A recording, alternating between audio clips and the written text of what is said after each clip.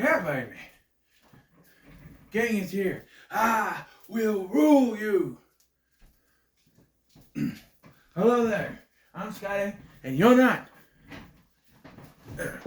And we are here to talk about the massacre that is Ready to Rumble. Okay, I'm not going to talk about Jimmy King the entire time. But just in case you're not aware, I love this movie.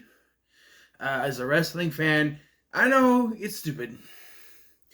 I know that even a lot of wrestling fans don't care for this movie. This represents my childhood, okay? So growing up, I wasn't a WWE or WWF fan as it was at the time. I grew up at WCW from like late 95 to early 1999. That was my time. During some of the biggest parts of WCW. I was there when Hulk Hogan turned heel and joined the NWO, brother. I was there when Sting won the WCW World Championship at Starrcade, albeit under screwy circumstances because the referee didn't fast count like he was supposed to. I was there when the finger poke of doom happened. I was there when Goldberg won the WCW Championship from Hulk Hogan. I was there for all of that. You know, and we were getting the pay-per-views as well. I had a Diamond Dallas Page shirt. My stepdad at the time, my mom's first husband, he had a Goldberg shirt. We were WCW, baby. I had a Sting, a wrestling buddy. Yeah, that's what it was. And then the Finger Poke of Doom happened, and we just stopped watching it. I wasn't sure why until I got older, and I was like, oh, I think that's why. Because at one point, there was two warring factions of the NWO. There was the NWO Black and White, Hulk Hogan, and NWO Wolfpack, which was I had a Wolfpack shirt. Wolfpack, you know, Sting was in it, Nash and all them. I was a Wolfpack guy. Still am, you know. But the Finger Poke of Doom merged those two together, and then it just kind of, we stopped watching. Until the last episode of Nitro, because there's nothing else on, so we watched it, trying to be the last episode. And so I was there when Vince McMahon... when Shane McMahon, bought WCW and the whole alliance started. I didn't watch the alliance stuff, but I'm kind of glad I didn't watch the alliance stuff because the way that went, they didn't have any of the big stars of WCW. So, what was it? Booker T. That was it. Booker T. He was the biggest star they had. But this movie represents a time. So apparently, Eric Bischoff, the one-time president, at one time was president of WCW, made a deal in 1997 for a WCW movie. But it took so long that in 1999, when they started production on it, Bischoff was already on his way out of the company, which explains some things in this film. And I do, for the most part, this is going to be a very positive review because I love this movie, but I do have some issues. I need to put the title down because it's hard for me to... hold on. Gage. Hold on for me, baby.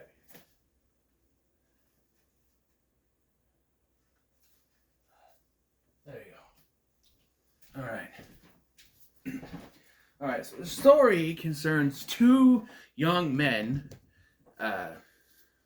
Gordy and Sean, played by David Arquette, and Scott Conn, respectively, who live in Lusk, Wyoming. Which I think is a real place. I don't know. They're big Jimmy King fans. So Jimmy King is the current big top wrestler in WCW. He's the champion. He's the king. He's the man. They go to a Monday Night Nitro live from Cheyenne, Wyoming, where they get like, what do you call it, nosebleed seats, but somehow are able to walk all the way down to the front and stand there. At one point, they actually sit down during the front. I don't know how that works. They witness a shoot, is what they call it in the business. Titus Sinclair, the crooked owner of WCW at the time, I guess, in this fictional world, organizes a shoot coup, so to speak, against Jimmy King, and turns pretty much all the wrestlers against him, save for a few that don't really help him, but and gives Diamond Dallas Page the championship. And so heartbroken and confused, Gordy and Sean vow to get Jimmy King back and get him his title back and get the King the redemption he deserves. So that's the plot. All right. So, first of all, the chemistry between David Arquette and Scott Conn is great. You can believe they're actually best friends. They're both second generation actors. I'm not Richard Nixon, but they're both second generation actors, with David Arquette's father being Louis Arquette, who appears as Jimmy King's dad in this, and Scott Conn's father is James Conn. And there is one scene towards the end of the film where he comes in dressed like a pimp or whatever, and he makes a face, and at that moment with that face, he looks just like his dad. I'll say, but yeah. And they're sanitation workers, which you could say I am because I clean toilets and stuff. They are sanitation workers. They clean porta potties for a living. And there's one big criticism I have. Maybe it's because it's 2 movies in a row that I watched, but they have the same plot line for Gordy that Kumar had in the last film I reviewed, Harold and Kumar Go to White Castle, but it's way more pushed upon in this film than it is in that film. Gordy's dad wants him to be a cop like the rest of his family are cops, and even pushes him to do it, and that is a plot point that goes somewhere, and then just, I don't know if there was a scene that was deleted, because it feels like him coming to the rescue at the end of the movie just comes out of nowhere. It really doesn't make much sense, but but yeah. So we start off at a gas station, and Sean is telling these kids about, Jimmy King and everything, and talking about greatest wrestlers like Bruno Sammartino and Hulk Hogan and Andre the Giant. Legends. Goldberg is in this movie, by the way. Legends.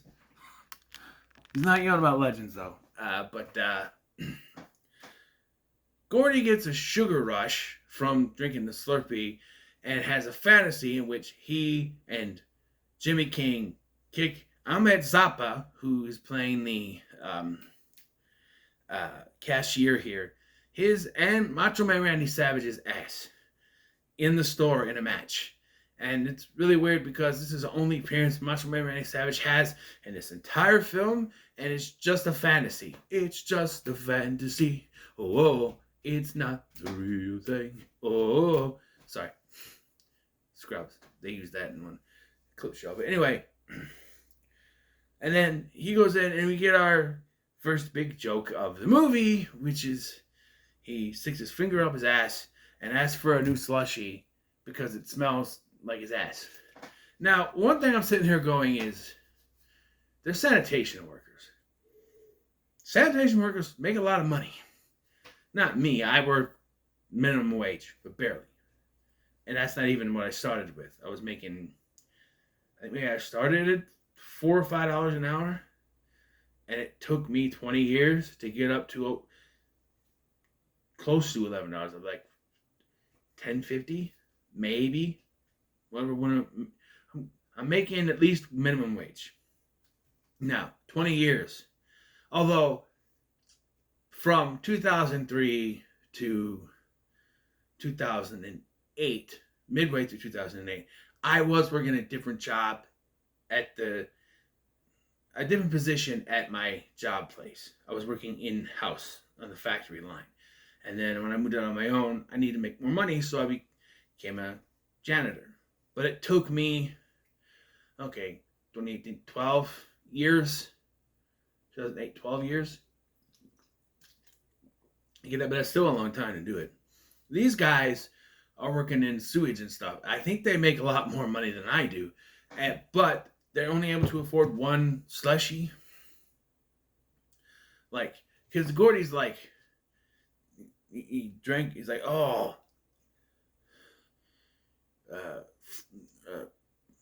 was it brain burn? Brain freeze. Brain freeze. He goes, hey, what about me, buddy? I wanted some too, Sean says. And I'm like, wait, you couldn't afford your own? I don't know. maybe in 1999 or 2000, whenever this movie takes place. You can afford it, but yeah. So um, the next day, they're working at their jobs, cleaning the porta potties.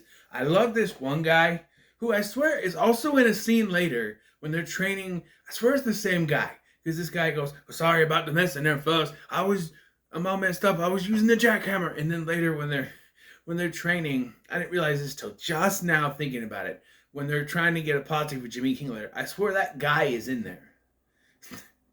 He doesn't get in the posse, but you know, we learned some things about them and their personal lives. Besides, Gordy's main thing is that his dad wants him to be like him. Sean's thing is that he has a crush on this girl named Brittany, but there's another girl named Wendy who likes him. And just like with Gordy's plot, and into his plot line, and that plot line also comes out of nowhere like a Randy Orton RKO. It just comes out of nowhere. We'll get to that. So, apparently they have a suckage hose, and Sean goes to use a freshly cleaned porta potty, which why wouldn't you use it before? I understand you don't want to use a used one because it stinks, but like you just cleaned it, so now you're gonna have to. I mean, if you just pee in, maybe. I don't know, but he tells Gordy not to use the hose to suck it out because if he does that, and Jimmy King is gonna lose. So he does it, and guess what happens? So we go to the show in Cheyenne, where, by the way, they get their burgers from Burger World. Only Sean orders the food. He's like, I want a burger with some fries or whatever. But they both end up with burgers and fries, and I'm just like, wait, there was only one. I do like the dialogue. Like, Sean wants Brittany's taco, cheese on top. Por favor. I don't know. I laugh at that. I laugh. Stupid stuff. But they're sitting here on their sewage truck, eating their burgers. In the middle of them is a little pipe with sewage shit, basically, dropping down. How can you eat there? I get you have... Find a picnic bench or something. Don't... No. Anyway, we get to the Cheyenne show, right? Main event, Jimmy King versus Diamond Dallas Page. And we meet the evil promoter, Titus Sinclair. Now, for wrestling fans who knew about this era, you may think that this is kind of all wrong because at the time this was going on, Diamond Dallas Page was very much a babyface. And Titus Sinclair doesn't exist. In fact, you're thinking it should be Eric Bischoff. And it was supposed to be. When they were in the works of this, it was supposed to be Eric Bischoff playing a fictionalized version of himself, which technically would just be the on-screen persona that he portrayed. But Bischoff was let go, and so they brought in Joey Pants to play the role of Titus Sinclair. But also, the time this was going on, Vince Russo was in charge. Maybe they couldn't get him to appear. Maybe he hadn't appeared on screen yet, because there was a whole thing. It was the powers that be. But you could tell it was just a Vince Russo with an augmented voice because of the New York accent they had. But anyway, Joey Pants is really good as the villain in this. I love that. But again, now we look at Diamond Dallas Page as the villain. He was a top babyface at this time. And you may be thinking, well, who could replace him here? Well, who was sort of a top heel at the time when this came out? Jeff Jarrett. But at the time they were filming, he probably wasn't the big star as he would go on to be.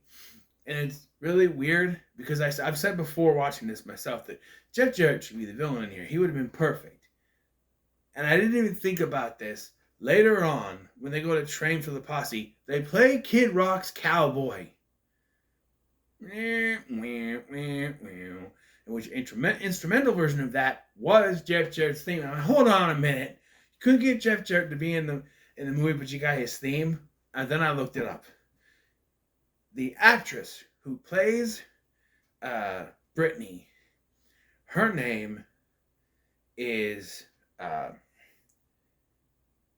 something Richie. Not Nicole Richie or Lionel Richie. I looked it up. You know who her brother is? Fucking Kid Rock. I wonder how they got his song in there. Was he like, hey, you know what? I'll let you have my song and give my sister a role in this movie. But yeah, so Diamond Dallas Page is our villain. And then I thought about this watching this time. Jimmy King, his persona of being the top royal figure, guy in WCW, has a problem with the guy running WCW. Who does that sound like? Woo! Yeah, that sounds like Ric Flair. But, Ric Flair was north of 40 at this point. They got Oliver Platt to play Jimmy King, who was in his mid to late 30s, which I guess worked, but I don't know. Maybe Ric Flair wouldn't have worked as a main star of your movie. He's not even in the movie, to be honest. But yeah. So we get our match. We got Diamond Dallas Page and his posse, which is like Bam Bam Bigelow, Van Hammer, Perry Saturn, and Sid Vicious. Interesting thing. Also, Sid Vicious was also babyface around this time, or maybe he turned after this movie came out. I don't know. But when they had the big reset of WCW, Sid was a babyface. I don't know. And who's Jimmy King's posse? Well, you have Booker T, Billy Kidman. Well, not here. Not here. You had, at this point, trying to think. Mr. Perfect was there. And a few others. Disco Inferno, maybe. I don't know. There was a few that he had that were with him. But you see Mr. Perfect because there's a line where he's reading, where Jimmy King is saying a line and he seems perfect just go behind him, or Kurt Hennig it was. And here's the thing, though. Here's the thing. Jimmy King starts rapping, and you got Kurt Hennig smiling. But wait a minute. He's singing a song about how he hates his rap, I hate rap. Because rap is crap. That was the whole thing. Yeah. So, Gordy and Sean are watching as their beloved king. Titus Sinclair early on tells Diamond Dallas Page in front of Goldberg that the king is going to win. But then he takes Diamond Dallas Page aside and goes, no, this is your night. Forget about what I said. You're winning tonight. They're going over. And basically he gets screwed. By the way, there's a point during this match where Jimmy King is thrown over the top rope into a table, and you can clearly see that it's his stunt double, Chris Kanyon. You can clearly see that it's his stunt double, but be beyond me to think otherwise. The thing is, Kenyon's not an on-screen character, but I swear Billy Kidman was also a stunt double for Gordy, for David Arquette. Which is funny because David Arquette would go on to wrestle himself. But Billy Kidman is on screen at some point. And I swear, during the final match, the big main event match, Kanyon is playing a fan in the front row. And at one point, I swear, they can see your face. So he puts on Gordy's hat and it covers his face. He puts it on like this. And I was like, okay, something's going on. I don't know. I never noticed it before, but... So they witness Jimmy King get massacred, as he puts it, and they're all upset, so upset that they knock over their sewage truck that they drove to the Nitro. Is that their only vehicle? I don't know. But it tumbles over, causes shit to go everywhere, and then another truck comes and hits it, and it's filled with toilet paper. And they discuss how this was fate. They lost their truck, and they need to go find Jimmy King, right? Made things right. I mean, Gordy's supposed to take this cop quiz, but he blows it off so they can go find Jimmy King. Now, as a wrestling fan, who knows about the kayfabe, as they call it. Okay, so earlier on, Gordy's dad shows up and he tells him, wrestling's fake, right? Gordy yells back, wrestling's not fake! And that is, to a point, correct. Like, the outcomes are all, are all rigged. It's all set up. They pick the winners. Everything is all set up to go. All that stuff. It's all predetermined, is what I'm saying. Everything is all predetermined. But the injuries they sustain while doing this stuff are real. Which is why they have those things that say, do not try this at home. even though every kid tries it at home. And I know the joke, do not try this at home. Okay, so go to a friend's house. That's still a home. But yeah, so it's predetermined stuff, but the injuries they have, the pain they go through, it's 100% real. So, my brother all the time says, oh, it's fake, it's fake. There was one time, my sister was in town. They had a hotel room across the street here from where I live. And my brother was there, and I was watching wrestling because they gave me the remote, and it was on Monday. So I put it on, and while I was watching wrestling, my brother's like, oh, it's fake, right? And I just kind of looked at him. Every move they would do, he's like, fake, fake. That's fake, fake. I'm like, dude, you try getting hit with a suplex and see if you feel 100% afterwards, right? I mean, I think at one point they used the chair. I'm like, tell me that was fake. They hit him in the back, but still. And there are some times you can tell. But Gordy and Sean presented that they think everything is 100% real. So when Gordy says wrestling is not fake, he truly believes that everything in wrestling is real, which is not true.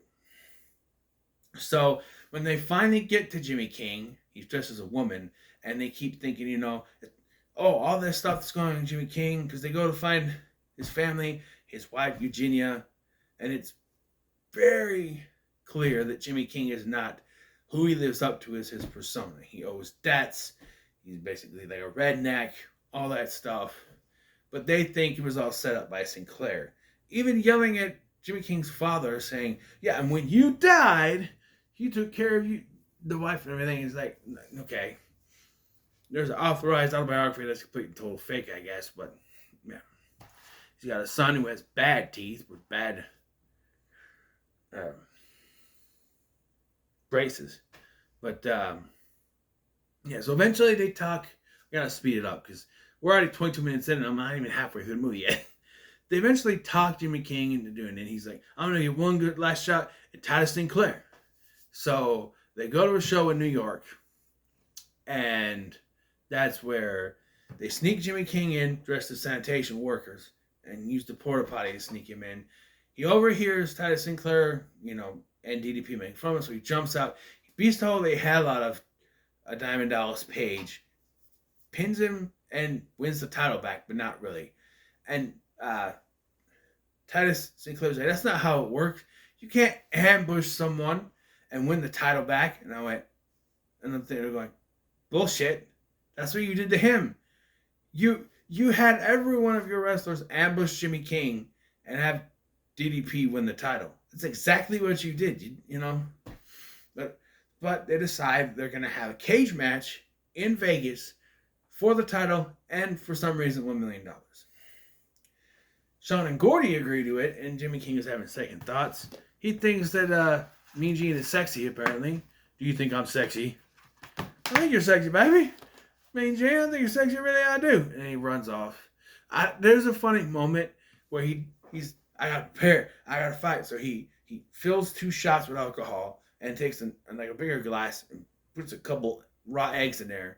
And he does the 2 shots. He goes to drink the raw eggs and he comes out and he goes, spits it up, runs off and crashes through a manhole.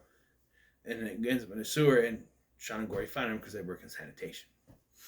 They take him to a guy named Sal Bandini, who was one of my favorite characters in this movie, played by Martin Landau. Rest in peace. Sal Bandini. Wanna wrestle? He gets the better of both Saturn and Sid Vicious later on. It's fantastic.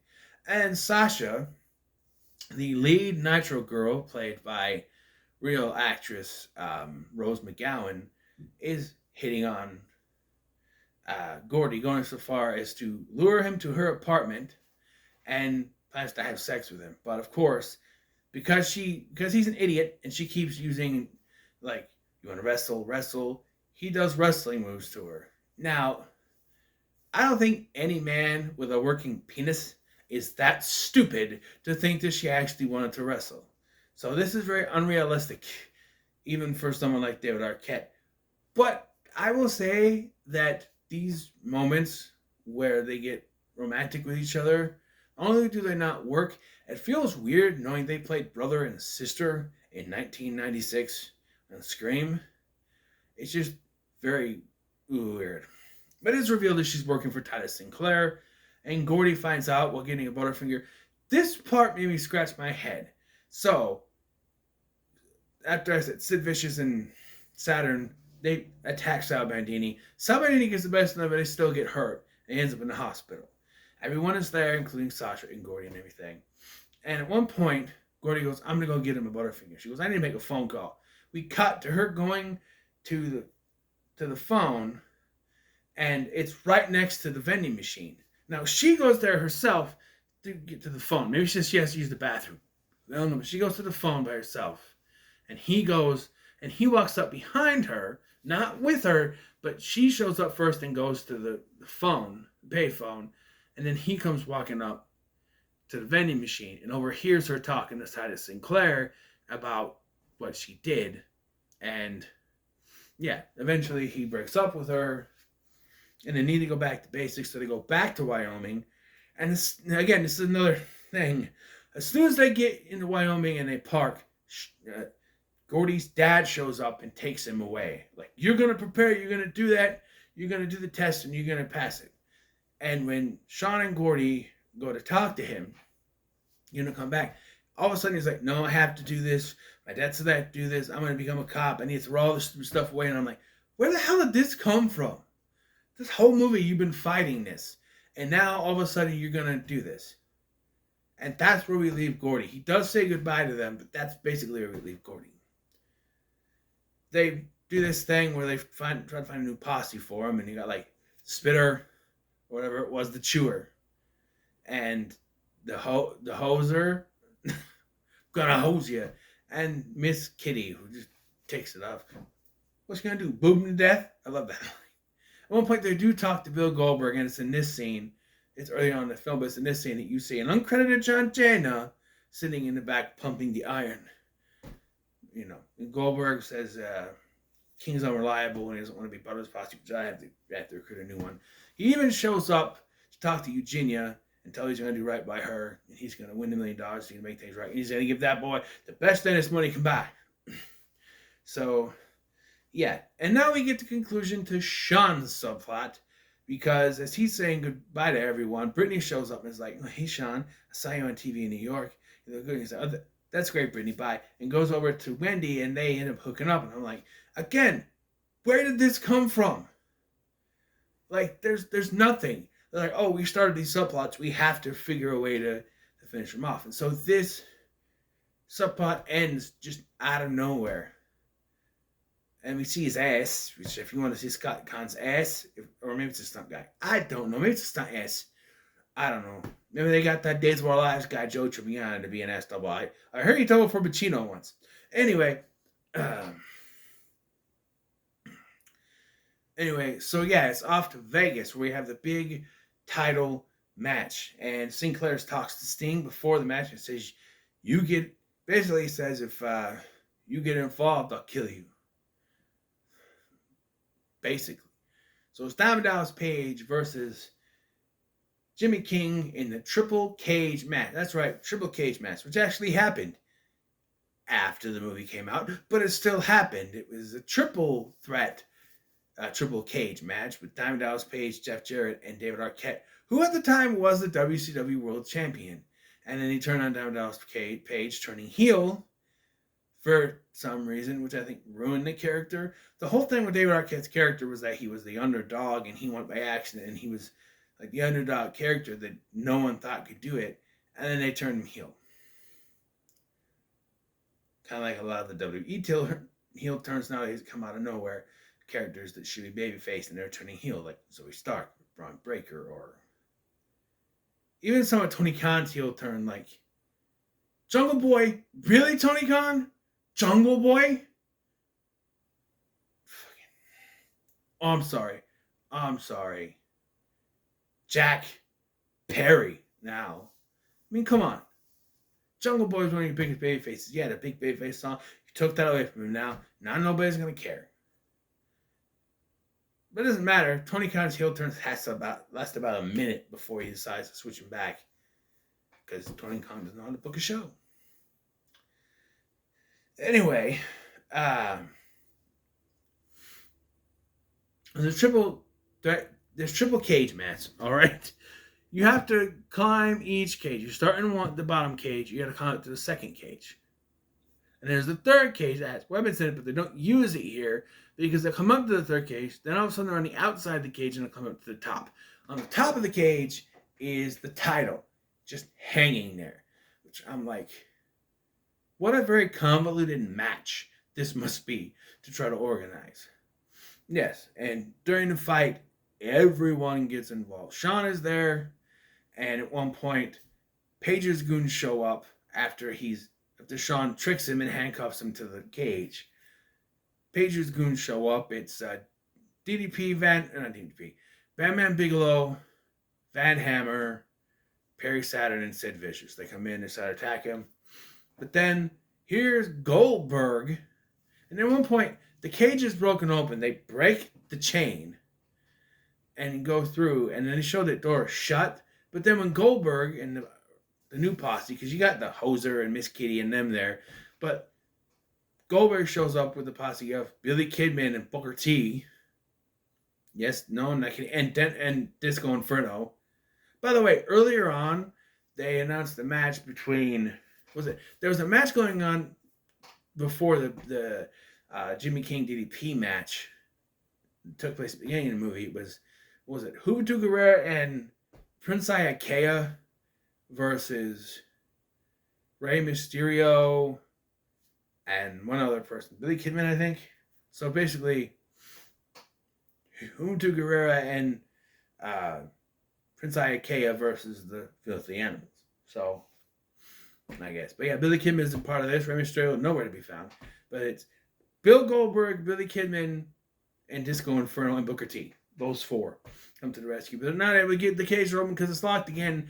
But here comes the law, baby. Gordy on a police motorcycle bashes through the cage and helps them out. And Spears, one of the wrestlers, maybe Diamond Dallas Page. And so the action takes place to the middle. Then, like I said, they end up on the outside, go up to the outside, they're fighting. They both get knocked down. King knocked down to the cage, and then they get up to the top. No, King is knocked down to the top of the first cage. And then Page is like, yeah, I'm going to win. But as he goes to pull the title, who comes swinging in? It's Sting! The Stinger! Stingsky! The Stingerino. He comes in, knocks Page down all the way. Knocks Page down. Again. And the two get back up on the cage. And Sting comes down. He's like, Jimmy King's all right with me. You love man, we love man, Jimmy, whatever. Anyway, they're fighting on top, tussling on top, as Simon Miller would say. And Jimmy King hits a body slam, knocks Page through all three fucking cages. Yeah, he goes through the top of one cage, into the top of another, and top of the third, and lands in the middle of the ring. I'm sorry, Diamond Dallas Page is now dead, because there's no way you're surviving that. No way, no how, especially hitting every single cage thing on the way down. No way you're surviving that. But Jimmy King reaches up, he grabs the title, and he wins, baby. That's right, he's the champion. And then they're all cut to they're in the ring and announcing him as champion. And, you know, Bill Goldberg's like, hey, you might need a tag team partner. And he's like, I already got one, baby. And Gordon's going to be his tag team partner. Okay. By the way, his dad is watching this at home, too. You got Wendy watching. Somehow they're watching a pay-per-view at a fast food restaurant. And the people at the cop shop, at the police station are watching it too. And the old lady from earlier is watching. And yeah, the parents, Jimmy King's parents are there. Oh, and also at one point his son is working for Paige, which doesn't make sense. And Sean and Gordy attacks Titus Sinclair. That's a lawsuit waiting to happen. But yeah, and Sean's going to manage them. And then it cuts to like their picture, which is the thumbnail I'm using for this, becoming the cover of WCW magazine. And the guys are like, oh yeah, but that was just a one-time thing. You're not really going to be a part of it. It cuts to Ahmed Zappa being thrown through the door of the gas station, Goldberg coming out in his gear, and Jimmy King as well. Eventually, they have to go. So Goldberg gets shotgun, still in his gear, and they drive off. And it's revealed that Sal Bantini, who's apparently 105 years old, is like, out of show business, and he's with the ladies and the Metro girls, or whatever. It's fun. Oh, by the way, Saucer shows up again to try to make up with Gordy. She gets hit with a ladder. Stay out of the ring during the ladder match. Well, it's not really, it's a cage match, but you know what I mean. Guys, I have some nitpicky stuff about this, but I love this movie. So I have to say, when it comes to Ready to Rumble, it goes to the moon, baby. Because I love this movie so much. I had such a fun time watching this tonight. I couldn't believe it. I think it's a fantastic film. I really do. I can't hate this. I know there's problems with it, but I just love it, you know. And it's directed by Brian Robbins, who also directed A Good Burger. So you see why. You see why. In fact, at the beginning of this movie, after the trucks collide, there's a guy standing out there who played the ice cream man in Good Burger. So, yeah. So what are your thoughts on Ready to Rumble? Let me know in the comments below. Make sure to like, share, and subscribe. Thank you for watching. Oh, wait. Duh. I almost messed up. Yes, we gotta do this. One dice now. We're on one dice, right? Okay. Let's go ahead and roll the dice. 6. I have 6. Okay. It's the bottom one. There's only 5. Oh, it's Good Burger. Learn to count. Dice again, shall we? 2. Okay, that's better. 1, 2. Let's see what it is. Shall we? Bruce Almighty. This will be an interesting watch. Come on already. Get out. God damn. So, let's try this again. What are your thoughts on Ready to Rumble? Leave me comments below. Be sure to like, share, and subscribe. Thanks for watching. I've been Scotty, and I'll see you in the next one.